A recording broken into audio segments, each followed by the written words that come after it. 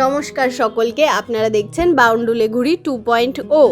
16ই জুলাই মানে রথযাত্রার দ্বিতীয় পর্ব নিয়ে আমরা চলে এসেছি। প্রথম পর্ব যারা যারা দেখেননি অবশ্যই দেখে নেবেন, আশা করছি ভালো লাগবে।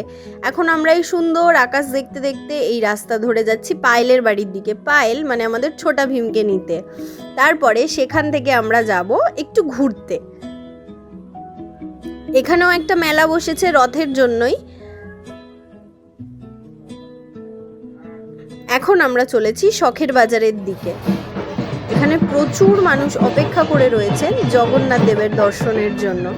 এই যে রথও তৈরি, আর এই গুটি গুটি পায়ে নাচতে নাচতে জগন্নাথ দেব তার রথের দিকে এগিয়ে আসছেন।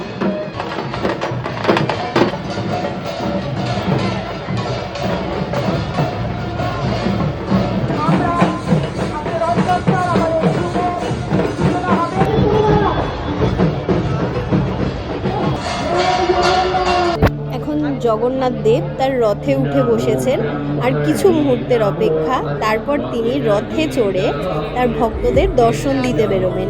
এই আর একটা পুচকু মানুষকে আমরা দেখলাম যে খুব যত্ন সহকারে তার রথ ও জগন্নাথ দেবকে নিয়ে যাচ্ছিলেন।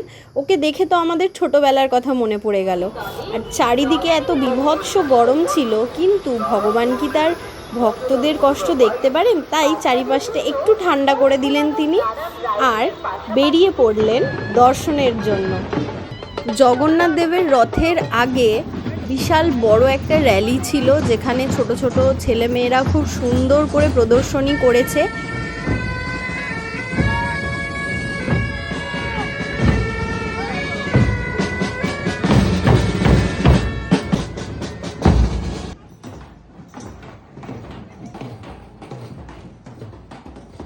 তারপরে অবশেষে সেই মুহূর্ত এসে গেছে যেখানে এত মানুষ অপেক্ষা করছিলেন এতক্ষণ ধরে, যার জন্য তিনি ফাইনালি এসে গেছেন জগন্নাথ মহাপ্রভু।